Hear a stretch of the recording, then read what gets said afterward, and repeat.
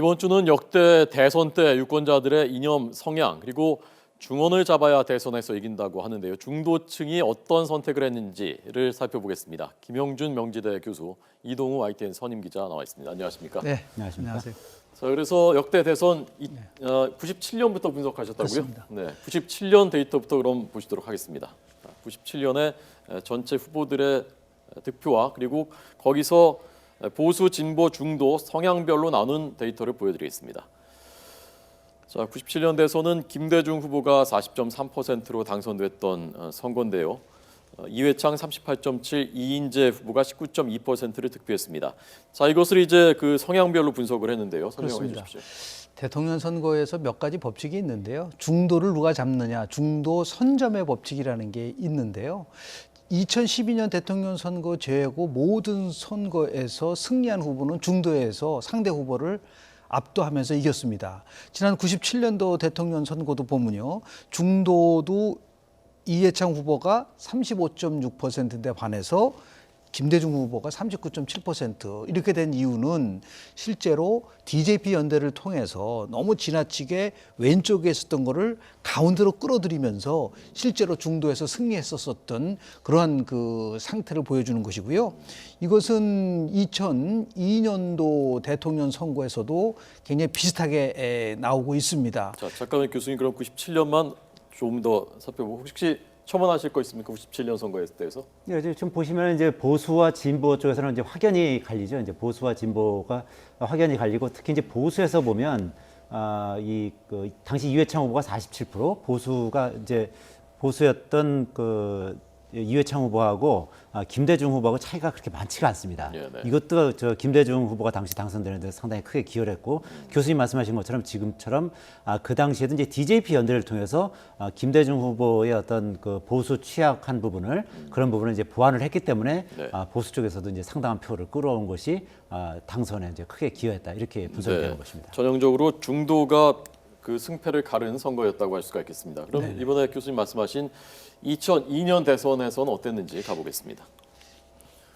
2002년도 대통령 선거에서 가장 특이한 점은 노무현 후보와 정몽준 후보가 후보 단일화를 하지 않았었습니까? 네네. 그것이 실질적으로 DJP 연대에 대한 과 상대적으로 강하진 않았지만 그래도 정몽준 후보가 갖고 있었던 중도 성향의 표를 흡수할 수 있는 요인이 될 수 있어서요. 예, 중도를 예. 보면은 당시에 노무현 후보가 오히려 이해창 후보보다 훨씬 더 많이 얻게 되는 중도에서 54.3%가 노무현 후보를 지지했고요. 차이가 많이 그리고 났군요. 많이 났습니다. 사실 이것은 결국은 정몽준 후보와의 연대 속에서 오는 굉장히 큰 효과였다고 볼 수가 있는 것이죠. 네. 그래서 보수를 보면은 보수는 62.3% 이해창 후보 그리고 노무현 후보는 34.6%지 않습니까? 네, 예. 진보는 이제 거꾸로 노무현 후보가 70.8%고 이해창 후보가 20.6%였는데 결국은 지난 2002년도 대통령 선거에서 결정적인 영향을 미쳤었던 것은 예. 중도가 53.3%, 41.5%, 약 10%포인트 이상을 노무현 후보가 흡수함으로써 50만 표 이상을 이겼었던 가장 결정적인 요인이 됐다고 저는 봅니다. 네, 이 기자님. 이제 좀 이제 마찬가지로 이제 중도도 잡았지만 그 저 표를 보시면 진보에서는 한 50%포인트 차이가 나버리거든요. 그래서 그에 비해서 이제 보수에서는 한 30%포인트밖에 차이 안 납니다. 그러니까 그만큼 이제 그 당시에 노무현 후보가 진보에서는 더 표차를 벌리고 그리고 보수에서는 표차를 최대한 얻을 수 있을 만큼 얻어서 그만큼 이제 상당히 좀 부족한 부분을 상쇄했기 때문에 네. 중도와 함께 거기서 이제 표차를 많이 벌리면서 상당히 큰 차로 그것도 이제 이길 수 정몽준 있는 효과인가요? 보수에서 그렇습니다. 많이 왜냐하면 노무현 후보가 갖고 있는 진보 성향에 중도 개혁 성향에 당시에 그 월드컵이 끝나고 나서 정몽준 당시 후보가 갖고 있었던 잠재력도 굉장히 컸었거든요. 네, 네. 이것이 일강 이중이 되면서 이중이 결국은 연대를 할 수밖에 없는 구조로 만들어졌고 그 양자 대결 구도냐 삼자 대결 구도냐 97년에는 이해창 총재의 입장에서 봤을 때는 양자 구도를 간 거를 삼자 구도로 만들어 버렸고 네. 2002년도 대통령 선거에서는 삼자 구도를 간 거를 양자 구도로 만들어지면서 결국은 패배할 수밖에 없었던 그 요인이 심층적으로 보면은 연대한 사람이 결국은 같은 호흡을 맞추면서 부족했던 부분을 채워주는 아마도 예. 2017년 대통령 선거도 저런 패턴이 그대로 유지될 수밖에 없는 그런 구조를 안고 있다고 봅니다. 네. 자, 저희가 기본적으로 이제 내년 대선을 전망하기 위해서 이 역대 대선 무대들을 보고 있는 것입니다. 그래서 두 번 진보 후보들이 중도층을 끌어들였던 연대 연합을 통해서 했던 두 번 선거를 봤고요. 다음 선거로 넘어가 보도록 하겠습니다. 다음 2007년 대선입니다. 2007년은 이명박 후보가 당선된 48.7% 압도적으로 당선됐던데요. 여기서는 어떤 함의를 찾을 수 있습니까? 일단 530만 표 이상으로 큰 차이가 나지 않았었습니까? 2007년도는 당시에 한나라당의 박근혜 후보와 이명박 후보가 정말 치열하게 싸웠었는데요. 당시 박근혜 후보는 아주 정통적인 보수를 대표하는 후보로 나왔었고, 그리고 오히려 이명박 후보가 중도에서 크게 확장성을 보여주는 그런 모습을 보였었거든요. 예. 실질적으로 그래서 중도를 보면은 당시에 이명박 후보가 박근혜 후보를 제끼고 대통령 후보가 된 다음에 55.2%대 24.1%. 다시 얘기해서 정동영 후보가 얻은 전체 득표수가 26.1%인데 네, 네. 중도에서는 그 26.1%보다 낮은 그런 것을 얻었다는 것은 그만큼 당시의 경제 살리기를 포함해서 박근혜 후보보다 상대적으로 훨씬 중도적 모습을 보였었던 그러한 이명박 후보가 조금 중도에서 확실하게 네. 선점을 하면서 저런 표 차이를 아주 굉장히 벌어질 수밖에 없는 그런 상황이 만들어졌다고 봅니다. 예. 뭐 기본적으로 여기 보수 진보에서도 다 차이가 오히려 더 높았거든요. 진보에서조차도요. 그렇죠. 이제 그 당시에 더군다나 이제 그 당시 노무현 대통령과 정동영 후보가 또 갈등을 빚었지 않습니까? 네. 이제 그런 부분도 결국 진보에서조차도 그 이명박 후보가 오히려 더 앞서는 뭐 그런 결과로 이제 도출된 것이죠. 네.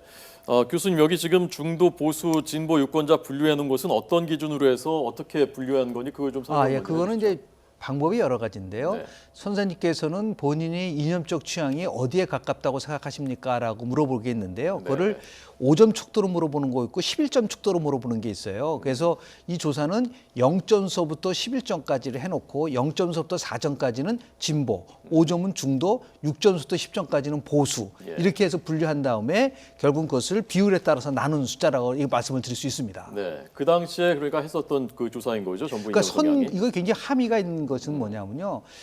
미국이든 여러 나라들은 선거가 끝나고 나서 선거 후 조사를 굉장히 빡세게 합니다. 예. 근데 이 모든 데이터는 한국선거학회와 한국사회학데이터센터가 대통령 선거가 끝나고 나서 한 선거기 때문에 훨씬 더 그 기존에 했었던 거와는 차이가 있고 그리고 상당히 많은 함의를 잡아낼 수 있는 굉장히 귀중한 자료라고 저는 봅니다. 네. 그러니까 대선 끝나자마자 그 성향들을 분석했었던 아주 세게 했었던 조사가 되겠습니다. 자, 2012년으로 가보겠습니다. 자, 이제 바로 전 우리가 이제 치러야 될 선거의 바로 전 선거입니다. 자, 2012년에는 52.6대 48.0인데요. 굉장히 흥미로운 결과가 나오지 않습니까?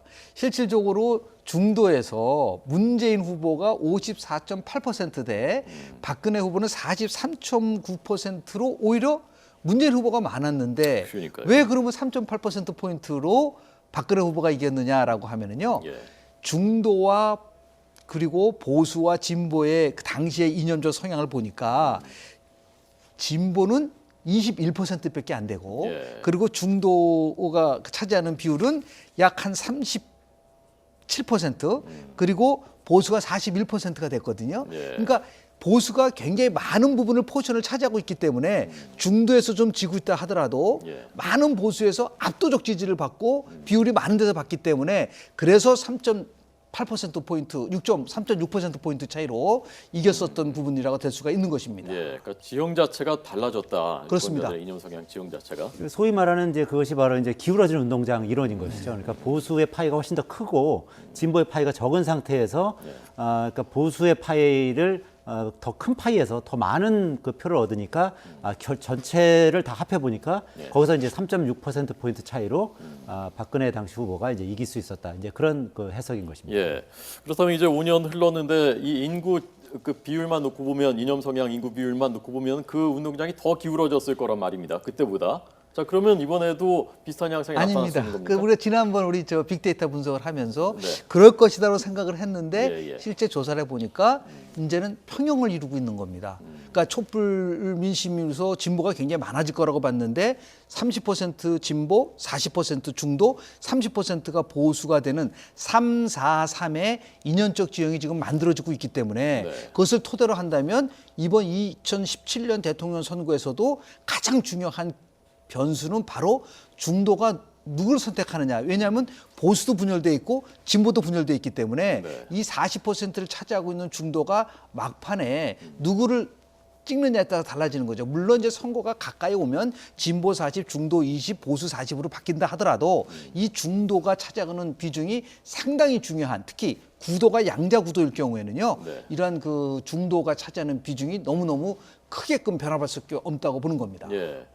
교수님 지금 말씀하신 대로 지금은 박근혜 대통령의 실정이 많이 부각되고 있으니까 보수가 지금 중도 쪽으로 많이 이동한 상태지만 그게 대선 때쯤 돼 가면 다시 이동할 가능성, 그렇다면 다시 또 기울어지는 것 아닙니까? 근데 지난 2012년만큼 많이 기울어지지는 않는 거죠. 그러니까 그 당시에는 20, 35, 40 정도로 있었었는데 예. 이거는 그 기울음이 정도가 특히 10년간 진보 정권, 진보 세력들의 정권을 잃은 상태에서 보수가 10년간 정권을 잡으면서 상당히 많은 성과를 냈으면은 더 기울어졌을 텐데, 그러니까 잃어버린 10년이 똑같이 재현될 수밖에 없는 상황이 되기 때문에 네. 이 복원력이 생기면서 오히려 진보는 조금 강해지고 보수는 조금 약해지면서 자연스럽게 일종의 노멀 디스트리뷰션을 가지고 정상 분포 형태로 좀 바뀌고 있는 것은 아닌가라고 조심스럽게 추론해 봅니다. 예.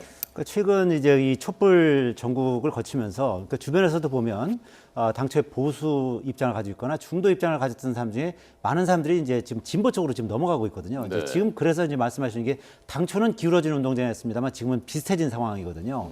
그래서 이것이 어떻게 보면 앞으로 이제 대통령 탄핵이라든지 이런 걸 여러 가지 봤을 때 이제 3월에 대통령 탄핵 심판이 결정이 나고 5월에 대선이 치러지지 않겠느냐는 것이 이제 전반적으로 지금 이제 정치권의 이제 예상이거든요. 네네. 그렇다면 그런 어떤 탄핵의 영향 하에서 대선을 치른다고 봤을 때는 그런 그 지금 보수와 진보가 비슷하게 뭐 분포된 양상 또 아니면은 그런 어떤 그 이 촛불 전국의 영향을 받아서 오히려 진보가 좀 더 많은 그런 어떤 그 포션을 차지하고 있는 네. 그런 상태에서 대선을 치르지 않겠느냐 이렇게 보는 것이 이제 더 대체적인 시각인 것 같습니다. 네. 자, 그래서 2017년에 그러면 중도의 표심이 어디로 갈 것이냐, 그리고 97년, 2002년에 있었던 그런 연대나 연합이 어떤 식으로 전개될 것이냐 관심사인데 그 얘기를 본격적으로 하기 전에 데이터 몇 개만 더 네, 보고서 설명 듣고서 그 얘기를 본격적으로 해보겠습니다. 자, 다음 데이터 보여주십시오.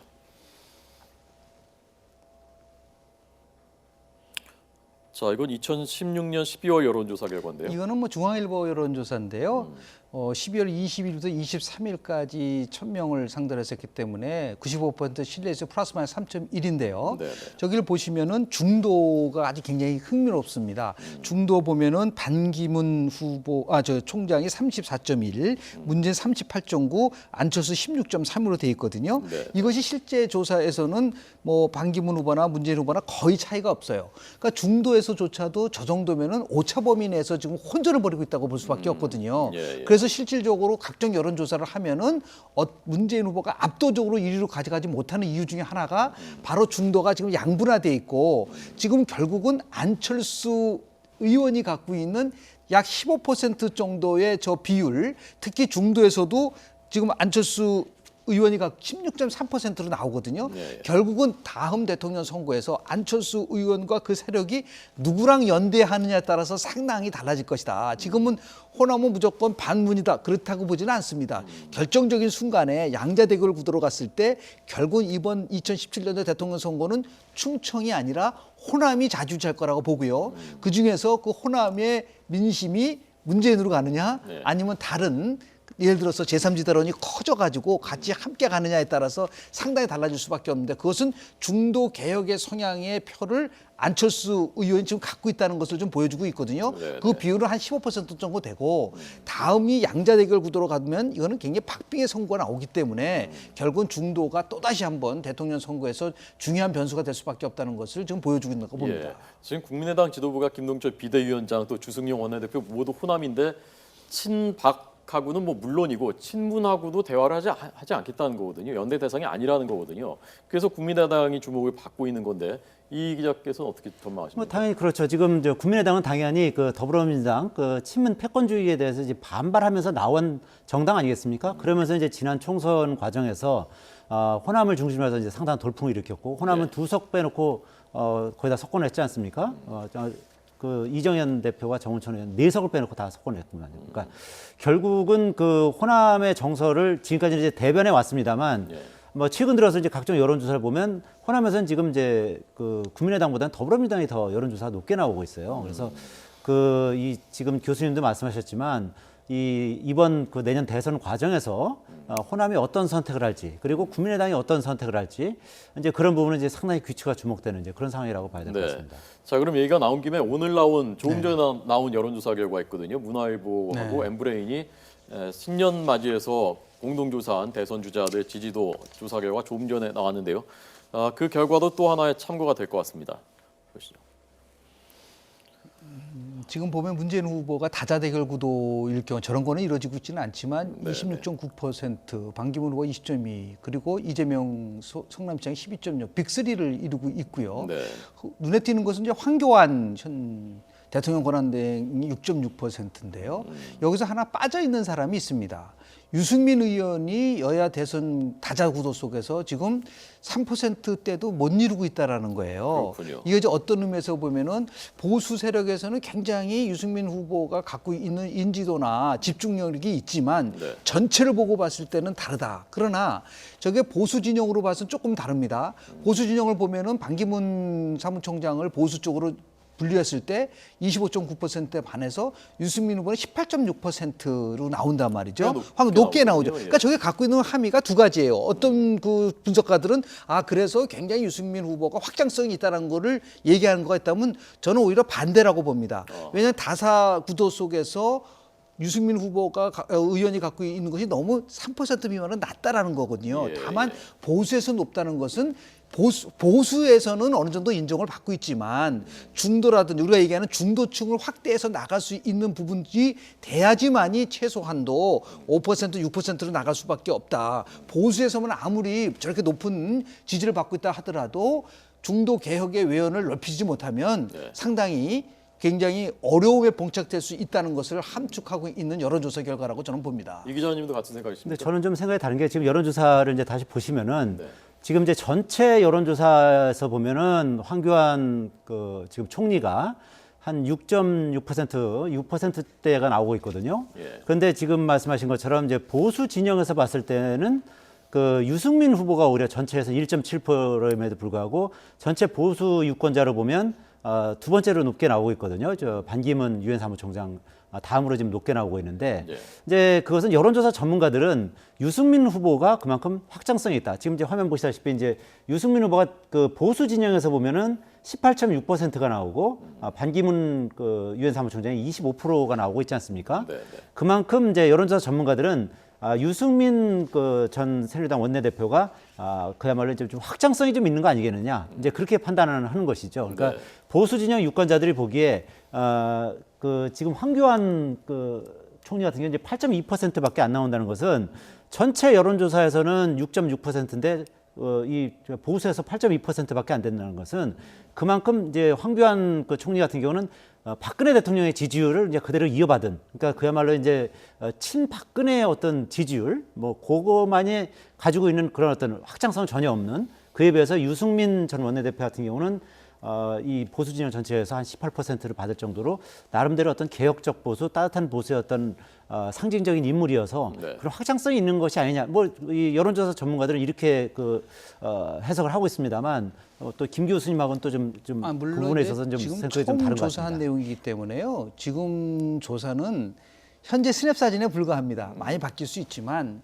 개혁적 보수라든지 또는 따뜻한 보수라든지 깨끗한 보수라는 부분들이 실질적으로 가시화되지 않으면 절대로 중도로 넘어갈 수가 없어요. 그러니까 지금 현재는 개혁적 보수라는 얘기를 하고 있지만 결국은 그 정당이 지금 개혁보수 신당이 당내 민주화 문제를 가지고 나경원 의원이 문제 제기를 하고 있지 않습니까? 유승민 패권 정당으로 가서는 안 된다고 얘기할 정도로 그런 것들이 개혁과 상치될 경우에는 저는 제가 오늘 말하는 것이 중도에 어떻게 외연을 확대하느냐라는 걸 가지고 중도 외연이 확대돼야지 다자구도 속에서 지도가 높아지는 거예요. 네. 그렇지 않은 상태에서는 보수에서는 뭐 계속해서 보수의 그런 아이콘으로서 자리매김할 수 있지만 결국은 보수는 반기문 총장을 중심으로 해서 쏠림 현상이 나올 수밖에 없는 거기 때문에 더더욱 이제 우리 유승민 의원이 중도 외연 확대를 위한 당내 민주화를 더 아주 강하게 하고 실천하는 보수로서의 모습을 보여줘야지만이 중도로 넘어갈 수 있는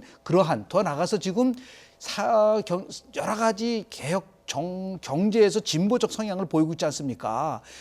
사회경제기본법을 만든다든지요, 또는 뭐 증세를 통해서 복지를 강화한다든지 교육이라 이런 거가 강화되면은 실질적으로 중도가 높아질 가능성이 있어요. 그런데 그걸 어떻게 실천하느냐는 문제, 그것이 이제 유승민 의원이 갖고 있는 큰 숙제라고 저는 봅니다. 네. 자, 오늘 그 전체 그 지지율에서는 문재인 전 대표가 6%포인트 가깝게 따돌렸단 말입니다. 그래서 아까 그 중도의 표심을 어떻게 얻어올 수 있느냐, 그것이 국민의당과의 연대, 그 가능성 언급하셨는데 국민의당과의 연대 말고 문재인 대표, 문재인 후보 자체가 가지고 있는 중도로의 확장성의 가능성은 어떻게 생각하십니까, 이 기자께서? 그러니까 그 부분은 이제 문재인 전 대표가 이제 늘 강조했던 게 본인은 이제 그 안보 문제에 있어서도 그 지금까지 뭐 문제가 없었고 또 뭐 특전사 출신이고 이제 그런 부분에 있어서 좀 일부 지금까지 이제 좀 취약 부분으로 좀 지적돼 왔었는데 이제 그런 부분을 나름대로 좀 강화해야만이 중도층 표심을 흡수하는 데 좀 유리하지 않을까. 그리고 경제 부분에 있어서도 좀 어떻게 보면 좀 더불어민주당 같은 경우는 좀 지나치게 또 좀 개혁적으로 하지 않겠느냐, 급진적인 어떤 노선을 취하지 않겠느냐, 이제 그런 뭐랄까요, 좀 불안감이랄까요, 뭐 그런 게 좀 일부는 있는데 그런 부분에 대한 어떤 불안감 해소라든지 그런 정책적인 어떤 대안을 모색할 경우에는 나름대로 이제 중도층 표심에 공략하는데 뭐 큰 도움이 되지 않을까 이렇게 생각합니다. 문재인 의원이 지금 보이고 있는 면은요, 집토끼를 강화하지 산토끼를 잡으러 가려고 하는 것 같지는 않아요. 그러니까 조기 대선이라는 것을 염두에 두고 전략적으로 고정층을 다지게 하는 전략으로 가는 것 같습니다. 다시 얘기해서 뭐 당선되면 북한을 먼저 가겠다든지요, 아니면 뭐 개성공단 문제라든지 사드 문제라든지 이렇게 해서 지지층을 강화시키는데 그것이 고착화되면은 중도 외연 확대를 할 때 상당히 어려움에 봉착될 수 있다는 부분들을 문재인 전 대표께서는 잘 인지를 해야 된다고 저는 봅니다. 저 지금 여론조사를 보면 이제 최근 여론조사에서는 문재인 반기문 그 두 명이 비슷했거든요. 23%, 20% 다 뭐 갤럽 여론조사나 리얼미터 여론조사 다 비슷했었는데 저렇게 좀 차이가 나기 시작하는 건 최근에 이제 반기문 유엔 사무총장이 뭐 박연차 태광실업 회장에서 23만 달러를 받은 것이 아니냐, 그런 이제 의혹이 좀 나오면서 조금 격차가 나기 시작하자는 것인가, 뭐 그렇게 이제 풀이가 됩니다. 알겠습니다. 자, 데이터가 2개 더 있는데 이거는 다음 주에 계속 보여드리도록 하겠습니다. 오늘 김영준의 대선 빅데이터, 역대 대선에서 유권자들의 이념 성향에 따라서 대선 결과 어떻게 갈렸는지를 분석했습니다. 오늘 두 분 잘 들었습니다. 고맙습니다. 고맙습니다.